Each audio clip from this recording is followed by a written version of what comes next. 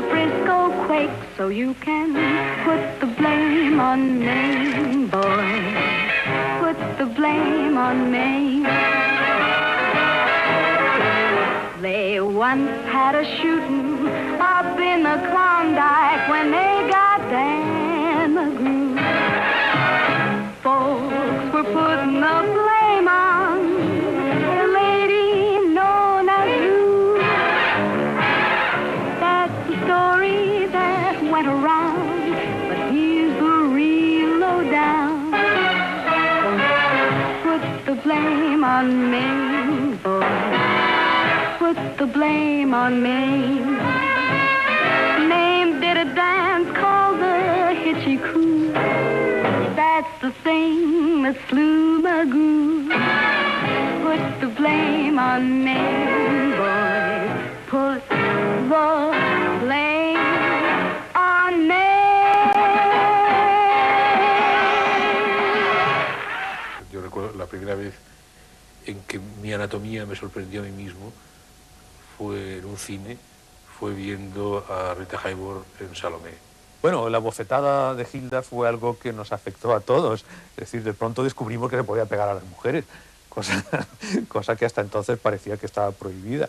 Y fue, sí, claro, fue una película que escandalizó, que era una película que parecía, digo que parecía porque a mí realmente, bueno, en aquel momento también me lo pareció, pero hoy ya no me lo parece, una película profundamente erótica y profundamente escandalosa, y las gentes bien pensantes del país, pues sí, se escandalizaron mucho. Yo recuerdo que fue una película que a mí, como se dice, también entre comillas, me impactó.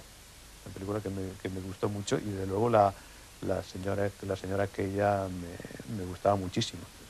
Hilda, Rita Hayworth, etcétera, el guante y todo aquello, que fíjate el guante donde se nos ha quedado.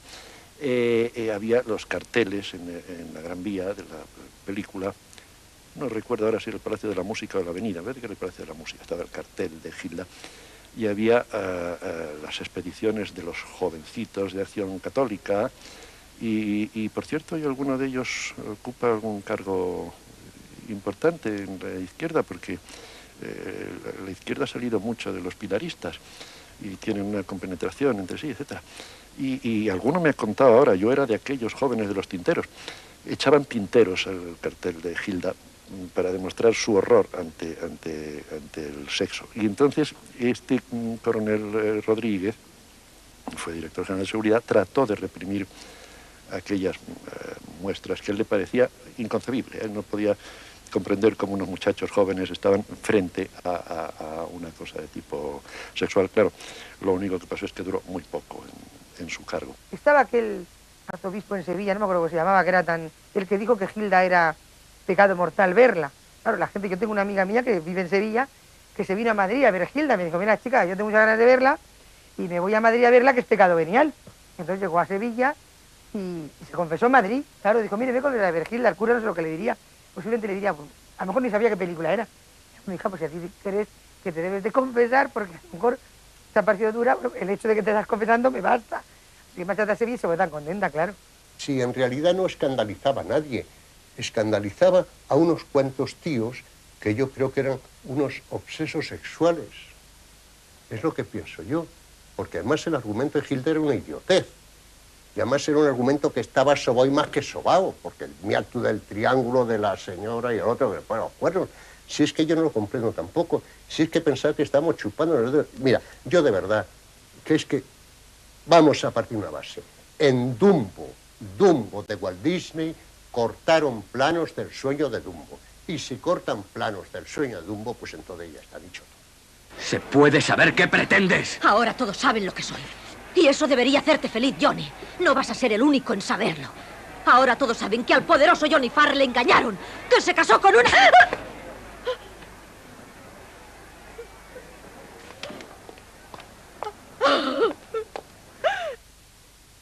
Cuentan los sociólogos que la bofetada de Glenn Ford a Rita Hayworth en Hilda abrió la veda para los hombres de las bofetadas, y que a partir de ese momento los maridos y los amantes se consideraron con el derecho de abofetear a sus mujeres.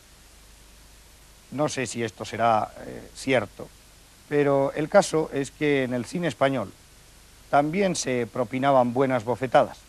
A veces eran las damas las que abofeteaban a sus galanes, pero otras veces eran ellos los que respondían con violencia a sus desplantes. En algunos casos los padres pegaban a los hijos y en otros los hijos a los padres. Vamos a ver algunas de estas magníficas bofetadas del cine español. Perra. Pero conmigo no te vale. ¡Dime! ¡Cambera! Te juro que vas a acordarte de esta noche. ¡Me haces daño! ¡Suelta! ¡Suelta! ¡Ay! Una de tus muchas mentiras. ¡Ay! ¡Calla! ¡Vamos! ¡Ven una vez! Eres peor que la más sucia de todas las... Bonitas piernas, ¿verdad? Míralas. Ahí las tienes. Tú todavía puedes perder. ¿O has bajado la tarifa? ¡No que se lo cuentes a él!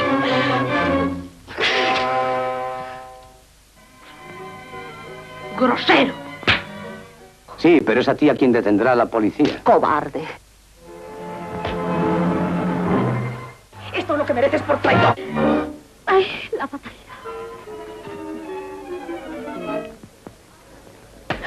¿No te avergüenzas por defenderlo? Yo te quería y... Que eres como Toa, que buscas lo que Toa. ¡Imbécil, por abajo mi alma! Pero eso es otra vez insolente. Pues tú con tu novio. Al menos tu conducta de ahora tiene un aire equívoco que... Pobre muchacho, decente. ¿Dónde usted? Cobra.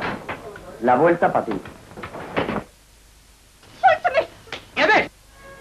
Con esto no se olvidará en toda su vida. No permita que... Mi enhorabuena. ¡No cabe duda! ¡Es cierto! ¡Es usted un grosero! ¡Señorita!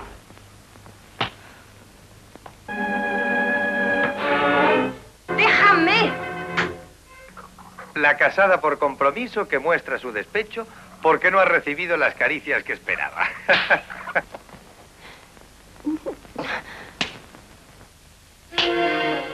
Pero no lo diré. ¿Que este pregonado puede ser tu felicidad? ¡Toma! ¡A mí no me pega usted! Tú ya me entiendes. Un dulce no, pero un tortazo. ¡Eso no se lo aguanto! Matarme tú. A ver, prueba. Pero bueno, ¿qué?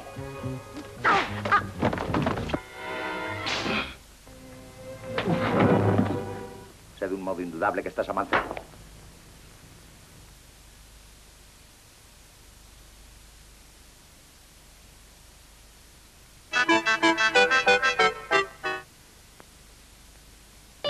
¿Cuántas veces, mujer, fue arroz en tu socorro?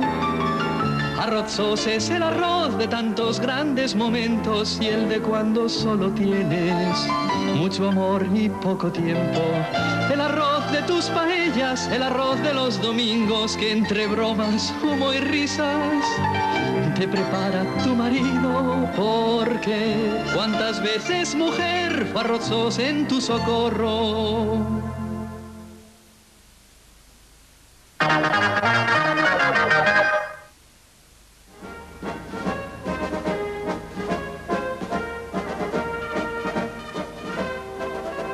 Del programa de esta noche vamos a hablar de literatura. Concretamente les ofreceremos un informe que hemos preparado sobre la situación de la novela española en los años 40. A continuación emitiremos la película Nada, dirigida por Edgar Neville en 1947, que es una adaptación de la novela del mismo título con la que Carmen Laforet ganó el premio Nadal de 1945, el primer premio Nadal. Pero no solo vamos a hablar de Nada en este programa, sino que intentaremos darles una idea de cuál era el ambiente literario de aquellos años, de cuáles fueron las obras de la novelística española más relevantes en aquella época. Concretamente hablaremos de la familia de Pascual Duarte, como ya lo hicimos anteriormente, también de la fiel infantería de Rafael García Serrano y de Javier Mariño, de Gonzalo Torrente Ballester, dos novelas publicadas por escritores entonces falangistas y publicadas en 1943, Y hablaremos también de Ignacio Agustí, hablaremos de Manuel Halcón y sobre todo de Miguel Delibes y de La sombra del ciprés es alargada, que gana el premio Nadal en 1947. No olvidaremos en este reportaje las figuras de Don Pío Baroja y de Azorín, supervivientes de la generación del 98, que siguen escribiendo en la España nacional de los 40. Y estarán presentes, de alguna manera, las obras de Fernández Flores, de Zunzunegui, de Foxá, de Pemán o de González Ruán. La novela debe constar de los 3 elementos tradicionales, clásicos, esenciales. ¿Me entiende? Sí, señor, le entiendo la mar de bien.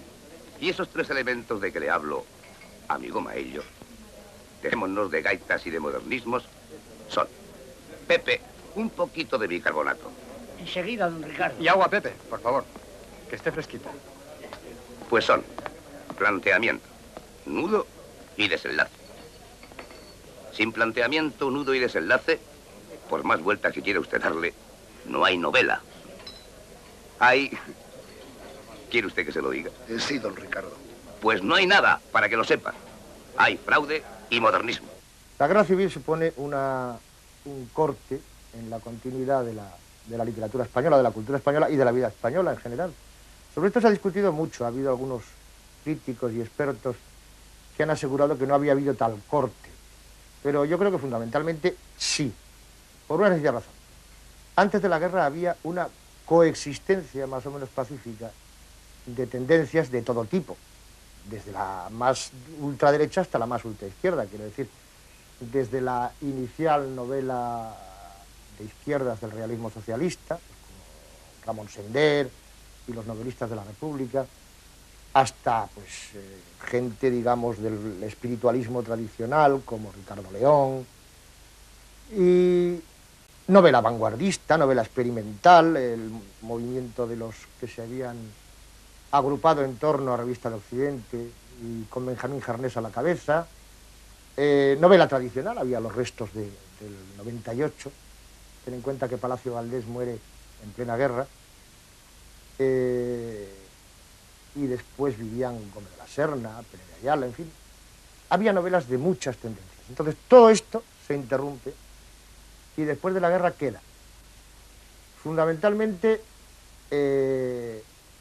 2 supervivientes del 98, que son Baroja y Azorín, que aunque escriben libros de gran calidad literaria, realmente su momento ha pasado, se les lee menos, y lo mejor de su obra ya lo han dado, y escriben poco. Ricardo León y Concha Espina mueren relativamente pronto. Entonces, hay poco papel, estamos en plena guerra mundial, hay poco papel, hay poca edición. Y sin embargo, la novela española sobrevive, pues, en primer lugar, por los escritores falangistas, lo que proceden del falangismo, y por un intento de creación de una literatura de tipo imperial, de tipo, en fin, que correspondía a la ideología del nuevo régimen. Pero naturalmente ni la novela de vanguardia deshumanizada, ni experimental, ni la realista socialista, ni la novela erótico galante de los años 20, todo esto ha desaparecido, por razones evidentemente de censura. Y entonces queda eso, la literatura imperial o falangista, de algunos intentos de novela de humor, que hay gente, que es un grupo que no se ha estudiado suficientemente, pero que hacían unos relatos divertidos y que querían salirse de aquella especie de, digamos, victoria a todo trance, que también tenía que plasmarse en la novela española de aquel tiempo, que eran, pues, José López Rubio, Tono, Miura, la revista La Codorniz, algunos de ellos escribían, ¿no? Y que aunque no han alcanzado entre el público ni entre la crítica, pues el estatuto de grandes novelistas, yo creo que son cosas que hay que recordar porque hacían una literatura interesante. ¿Cree que hubo entonces una novela franquista, digamos, que se pueda catalogar como específicamente franquista? Bueno, yo no diría exactamente franquista, yo diría una novela que recogía determinados puntos de vista ideológicos e históricos, más o menos representados por el franquismo. En general, de escasa calidad, salvo Rafael García Serrano, que siempre tuvo muy buena prosa. El resto de los escritores de esta cuerda no fueron buenos escritores. Lo que ha existido realmente es una novela de la guerra, de los antecedentes de la guerra, de la posguerra, de la situación social que se deriva de la guerra. Ha existido la novela pormenorizada del hambre, la del terror, todo lo que se quiera, pero de exaltación del régimen no. Entre otras cosas, yo creo que el régimen se preocupó muy poco de prensa y propaganda, pero realmente muy poco, es decir, se preocupó más de la censura y no tanto, creo yo sinceramente, por el propio régimen como por la influencia eclesiástica. Creo que la gran responsable de la censura fue la Iglesia española y su consideración de victoriosa. Aunque hubiese literatura que se hacía a favor de Franco, en realidad Franco era un hombre que, aunque escribió algo de novela, que se puede parecer a una novela, no entendía mucho de aquello. Yo creo que las relaciones de Franco con la literatura no fueron buenas. Franco la entendió como si fuera un aparato de propaganda. Y entonces ni siquiera los escritores que pudiéramos decir que estaban afectos a Franco, pues como Sánchez Mazas, o como García Serrano, o como José María Alfaro, escribían novela franquista, escribían novela falangista. Y como bien se sabe, estos dos adjetivos hubo un momento en que se empezaron a separar.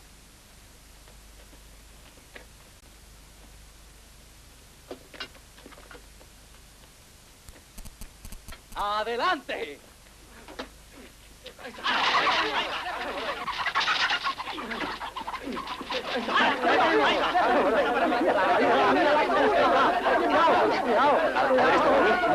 Déjame estar. Ven, bonita, ven. ¡Celorra, que nos vamos a dar! ¡Cuidado! ¡Cubrirse rápido!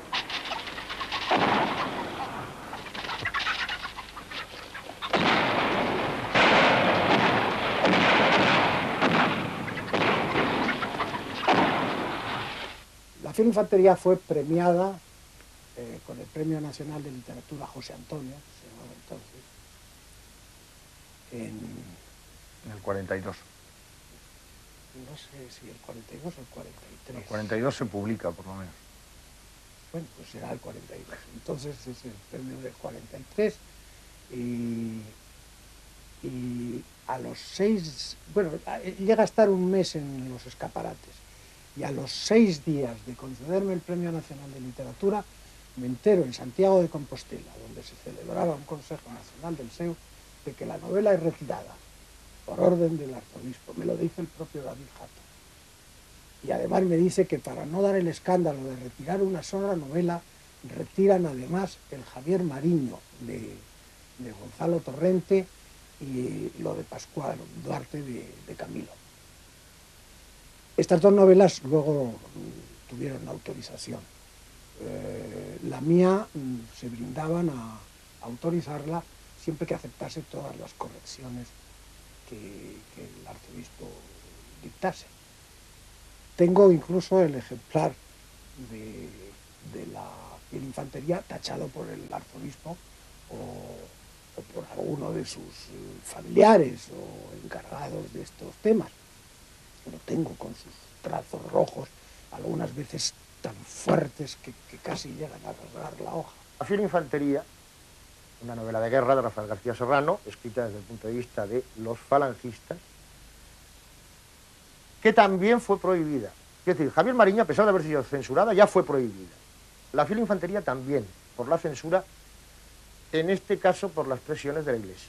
Es decir, una novela demasiado bronca, demasiado dura, demasiado obscena, con demasiados tacos. Se ha publicado recientemente en versión íntegra. Entonces, quiero decir que la censura operaba hasta sobre los propios vencedores. Su primera novela, Javier Mariño, se publica en 1943, pero rápidamente secuestrada por la censura. Sí, el día 10 de enero del 44. Estuvo 20 días. Salió el 20 de diciembre y la secuestraron el 10 de enero. ¿Por qué? Pues porque tenía imágenes lascivas. Esa fue la explicación que me dieron. Lo cual hoy resulta ridículo, claro. Pero realmente hubo una, no sé si una campaña o por lo menos una serie de reacciones que acusaba a la novela de ser muy audaz, de ser incluso pornográfica, decían algunos críticos, entre comillas, digamos. Bueno, bien, pero es mentira. Es decir, la novela tiene otros defectos que me gustaría que no tuviese. Porque es una novela, en fin, yo la estimo como una novela, primera novela, en fin, torpe y además equivocada y además que tuve que reformarla para que la dejaran publicar, en fin. Pero de pornográfica no tiene nada. Lo que pasa que entonces, pues en fin, si en una novela recuerdo que decía que la chica se retiraba a las 2 de la mañana y el censor tacha esto y pone una cosa al margen que dice que se retira a las 11, una chica decente no tiene nada que hacer a las 2 de la mañana en la calle. Y claro, pues, si la novela cae en manos de un tío de este criterio, pues tiene que encontrarla pornográfica, pero no tiene nada de pornográfica. Yo detesto la pornografía, detesté siempre.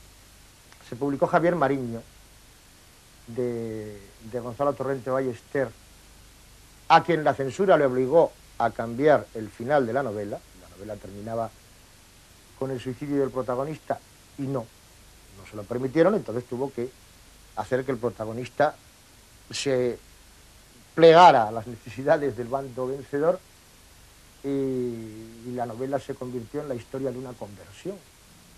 Hola, Pascual.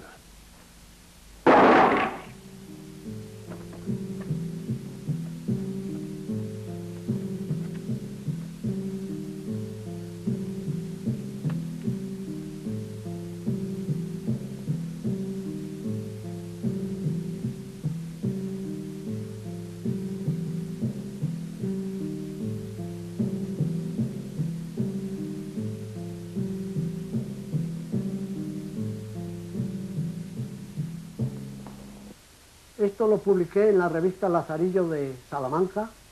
Es perfectamente legítimo. Nada, pues alcanzó el premio Nadal. El primer premio Nadal. Fue el año 44. Y yo creo que le dieron 5.000 pesetas de premio a Carmen Laforet, lo cual en estos tiempos de Cervantes y Planetas resulta un poco irrisorio. Aún en aquel entonces 5.000 pesetas no era demasiado dinero. Era, bueno, pues el sueldo de 2 meses de un españolito medio. Pero sin embargo alcanzó éxito, sobre todo porque era una novela diferente, una novela que contaba las angustias existenciales de un adolescente en la Barcelona de posguerra, sin ninguna complacencia, con mucha penetración poética, y que sorprendió. Yo me acuerdo haber leído en los boletines de la censura de aquel tiempo, porque, bueno, casi todos eran boletines de censura, pero me acuerdo un boletín del INLE que decía que era una novela peligrosa, asiática, muy torturada y que no era para poner en todas manos. Claro, esto era terrible. ¿Cuál es la situación entonces, en ese momento, del escritor español? Bueno, muy mala. Es que realmente la situación del novelista, hablando de novelas, del novelista español actualmente es también mala, es difícil. Pero es que entonces, cuando yo salgo a la palestra literaria, no hay más que una oposición que se convoca cada año, que es el Premio Nadal. No hay ninguna otra posibilidad de manifestarse que ganando ese premio o, en fin, quedando entre los colocados, porque a veces se citaban 3 y hasta 4 novelas de las últimas, de las finalistas del Nadal.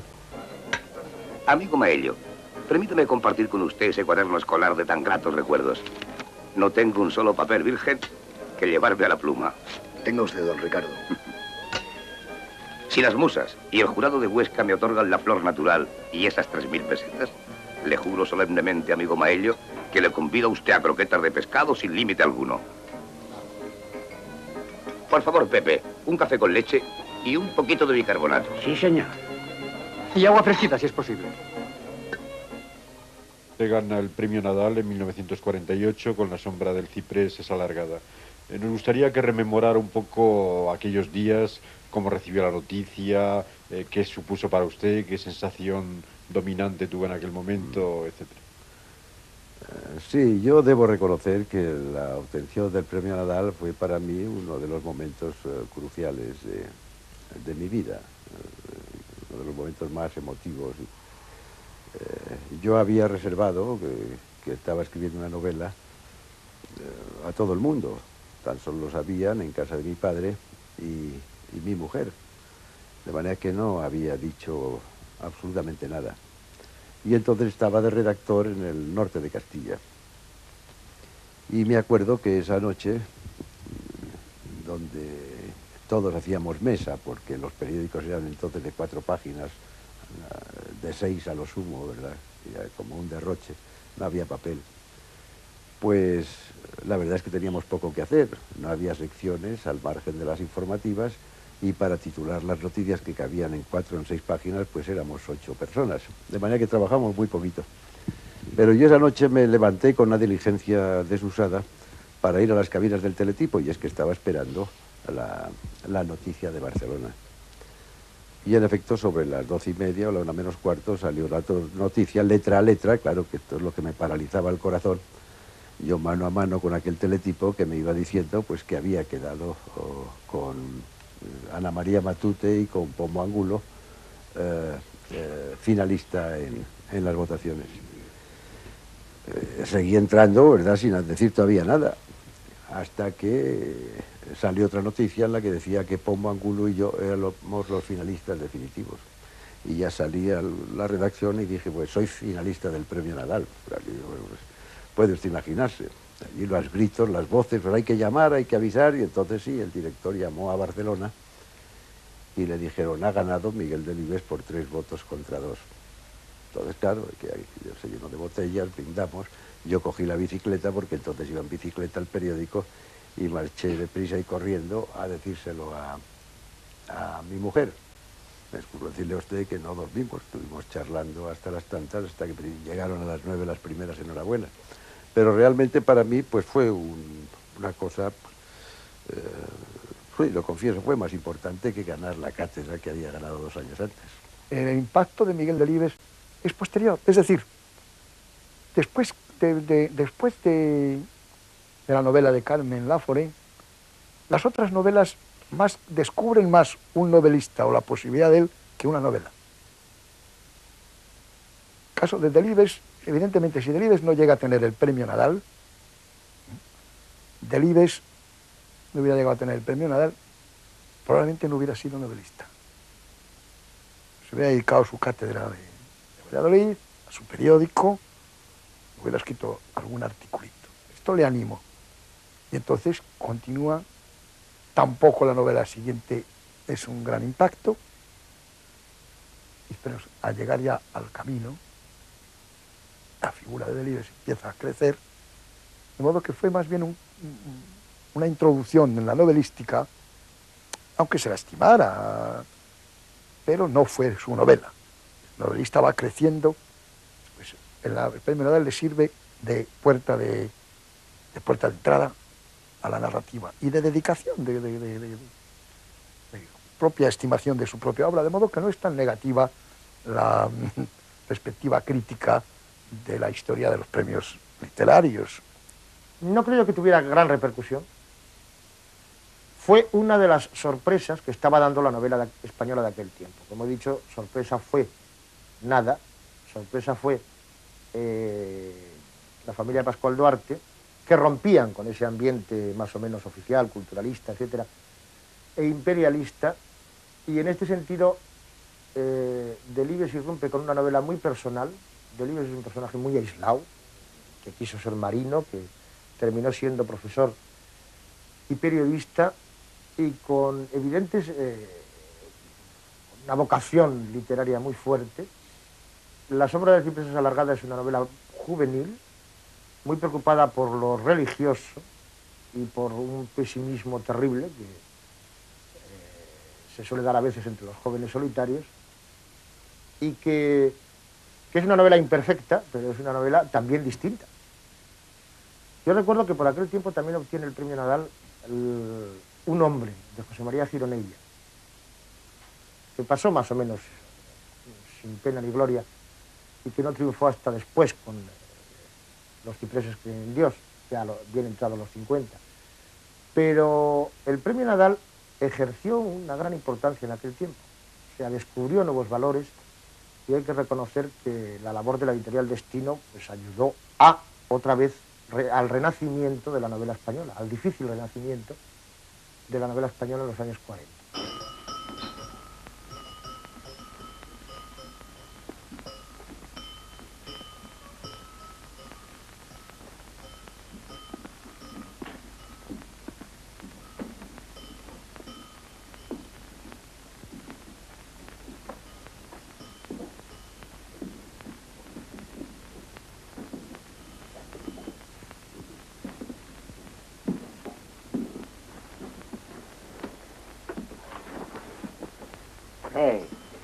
Sea usted bienvenido a la casa de Portillo. Muchas gracias. La casa de Portillo es una casa muy seria. Hombre, no lo dudo. Yo soy el célebre Cicerone que enseña a la población. Muy bien, muy bien. Aquí todos son unos ignorantes. No saben distinguir. Hombre, habrá de todo. No, señor. Aquí no hay nada de nada. Le digo que todos son unos ignorantes. Mi nombre es Julio Vacas, aunque me llaman Portillo. En este pueblo cada hijo de vecino tiene su apodo. No se libra nadie. Aquí tenemos un capazorras, un tamarón y un quemado, un chapitel, un costelero, un pincha y un caganido. Tenemos un monafrita y un cabezón, y un caldo y agua y un caracuesta, un chivil y huevo y un cabrito ahumado, un fraiserino, un insurrecto, un futiqui y un piratos. Aquí, señor mío, no nos privamos de nada. Ya veo, ya. Y a todos juntos nos dicen bufones y borrachos, los del pueblo de al lado.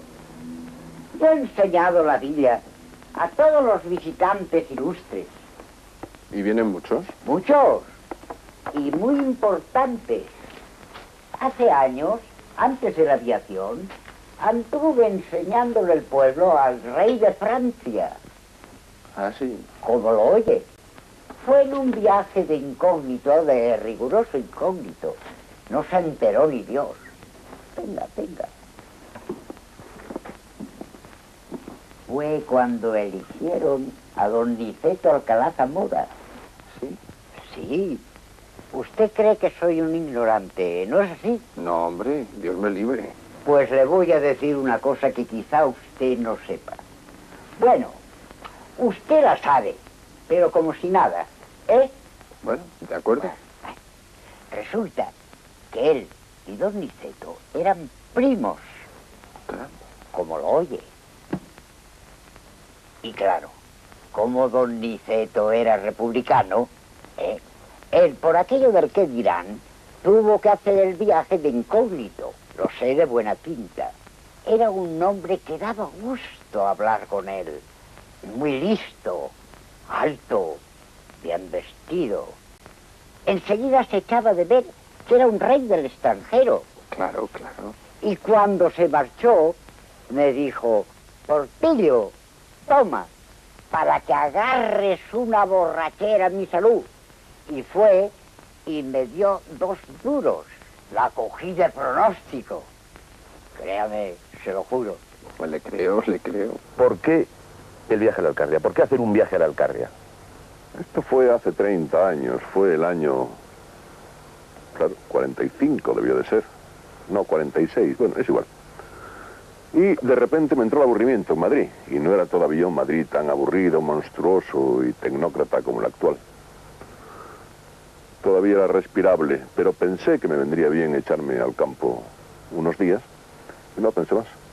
Me busqué unas guías de ferrocarriles, de carreteras, para saber por dónde iba vagamente a ir, aunque después iba por donde me llevaban las circunstancias. Tomé el tren, me bajé del tren en Guadalajara y eché a andar. ¿Para qué luego escribió el libro? Hombre, era un poco la experiencia de aquel viaje, ¿no? Yo en el viaje no escribí, me limitaba a tomar notas en un cuaderno, porque claro, si las notas las tomas en una cuartilla, al final las lleva el viento, eso. Y sobre las notas que fui tomando y que tenía reunidas en este cuaderno, escribí después el libro de una sentada para publicarlo, para dejar constancia de aquello, y además porque la literatura de viajes había tenido en España un gran auge y había sido olvidada, yo no sé por qué, pero había sido olvidada, lo cual era una lástima porque había precedentes, a mi juicio, muy ilustres. ¡Oh! Mi querido académico. Venga, venga. No. Permítame que le presente a Matías Martí, inventor de palabras. Don Ibrahim de Ostolaza y Bofarul, ilustre jurista. Encantado de conocer a otro poeta. Poeta, yo no. Yo jamás he sido capaz de unir más allá de 3 o 4 palabras. Yo soy un inventor de palabras, un creador del lenguaje, con lo cual contribuyo a enriquecer el léxico patrio. Matías es un suministrador de materia prima del lenguaje. Lo que Isaac Peral hizo con el submarino, Matías Martí lo hace con las palabras. Lleva inventadas más de 1000. Por favor, Matías, dele usted la última a don Ibrahim. Bizcotur. ¿Cómo dice? Bizcotur. Dícese del que sobre ser bisojo y mal encarado mira con aviesa intención. Puede también usarse como sustantivo. Se la regalo. No sé qué decirle. Muchas gracias. Pero Matías no conoce todavía su famoso discurso de ingreso en la Academia de Jurisprudencia. Se lo ruego, don Ibrahim, siéntese con nosotros y permítanos oír su discurso.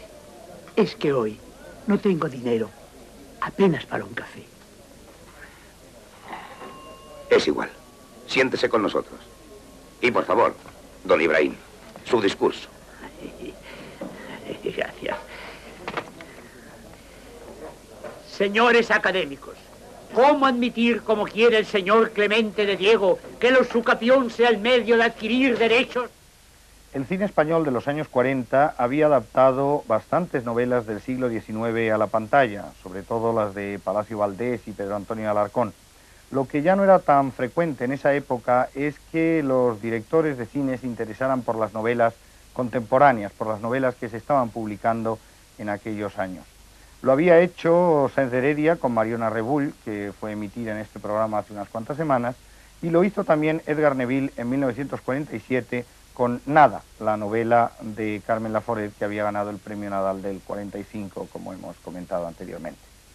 Esta película, Nada, fue una producción de Neville para Cifesa, adaptada a la pantalla por Conchita Montes, que la protagonizó también, y que fue estrenada en Barcelona el mismo año 47, pero que en cambio no llegó a verse en Madrid hasta 1949, y ello a pesar de que había ganado uno de los segundos premios del Sindicato Nacional del Espectáculo, y a pesar también de que Edgar Neville estaba muy contento de ella.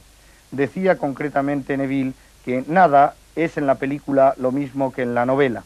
Creo haber conservado su ambiente hosco y duro, su clima, y conseguido todo esto sin retórica y sin artificios, conservando los personajes con la misma sinceridad con que los trasladó al libro Carmen Laforet. Esto está transcrito por Julio Pérez Perucha en un excelente libro sobre el cine de Edgar Neville. El caso es que en Nada, película, estaba fotografiada por Manuel Berenguer, la música era del maestro Muñoz Molleda y los decorados de Sigfrido Burman, construidos por Francisco Canet.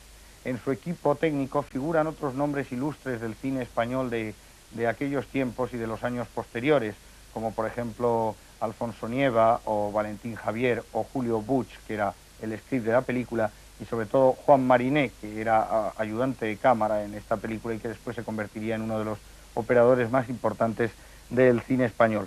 En cuanto al reparto de Nada, estaba compuesto, además de por la excelente Conchita Montes, a la que ya hemos visto en este programa en interpretaciones tan memorables como las de La vida en un hilo o Domingo de Carnaval. Junto a ella estaban Fosco Giachetti, María Denis, María Cañete, Mari Delgado, Adriano Rimoldi, Tomás Blanco, Juanita Manso, Julia Cabalba, José María Monpín o